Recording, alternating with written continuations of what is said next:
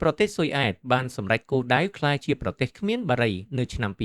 2025ដោយដែលរបាយការណ៍ប្រចាំឆ្នាំរបស់ក្រុមប្រឹក្សាព័ត៌មានស្ដីពីគ្រឿងស្រវឹងនិងគ្រឿងញៀន CAN បានបង្ហាញ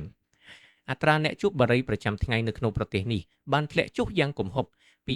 16%ក្នុងឆ្នាំ2003មកនៅត្រឹម4.8%ក្នុងឆ្នាំ2025ដែលតិចជាងកម្រិត5%ដែលរដ្ឋាភិបាលស៊ុយអែតអង្គការសុខភាពពិភពលោកនិងបណ្ដាប្រទេសដទៃទៀតដូចជាអ៊ីឡង់និងនូវែលសេឡង់កំណត់ជាកម្មវត្ថុ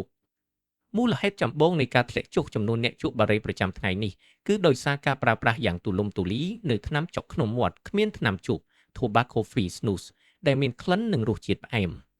ផលិតផលនេះត្រូវបានគេដាក់ផ្ទាល់ក្នុងមាត់ហើយទទួលបានការពេញនិយមយ៉ាងខ្លាំងក្នុងចំណោមយុវជន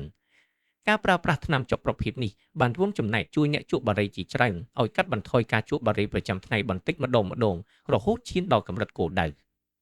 ទោះបីជាយ៉ាងណាក៏ដោយរបាយការណ៍ដដែលក៏បានបញ្ជាក់ដែរថាការសម្រេចបានឋានៈជាប្រទេសគ្មានបារីនេះមិនមែនមានន័យថាប្រជាជនស៊ុយអែតឈប់ប្រើសារធាតុនីកូទីននោះទេតាមពិតទៅពលរដ្ឋស៊ុយអែតប្រមាណ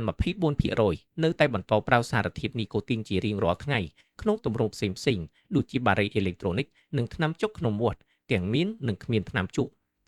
ការប្រើប្រាស់ថ្នាំចុកក្នុងមាត់ដែលមានថ្នាំជក់ផ្ទាល់ក៏បានកើនឡើងខ្លាំងចំពោះស្ត្រីផងដែរដោយកើនពី 4% ក្នុងឆ្នាំ2007ដល់ 14% ក្នុងឆ្នាំ2025ខណៈដែលប្រទេសស៊ុយអែតបានទទួលសិទ្ធិលើកលែងពិសេសពីរដ្ឋាភិបាលសហភាពអឺរ៉ុបក្នុងការផលិតនិងលក់ផលិតផលនេះចំណែកផលប៉ះពាល់សុខភាពនៃការប្រើប្រាស់ថ្នាំចុកក្នុងមាត់និងបារីអេឡិចត្រូនិកគីមិនទាន់ដឹងច្បាស់លាស់នៅឡើយបើប្រៀបធៀបទៅនឹងការជក់បារីធម្មតាការសិក្សាថ្មីៗបានបង្ហាញថាបារីអេឡិចត្រូនិកអាចបង្កើនហានិភ័យជំងឺសួតមួយចំនួនខណៈថ្នាំចុកក្នុងមាត់ដែលគ្មានថ្នាំជក់អាចមានកម្រិតនីកូទីនខ្ពស់ជាងថ្នាំជក់ធម្មតាទៅទៀតគួររំលឹកថានីកូទីនគឺជាសារធាតុដែលបង្កឲ្យញៀនខ្លាំង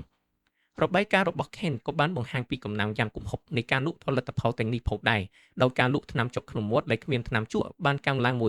180% និងផលិតផលធ្យូសសម្រាប់បារីអេឡិចត្រូនិកកើនឡើង 640% ក្នុងចន្លោះឆ្នាំ2021មិន2024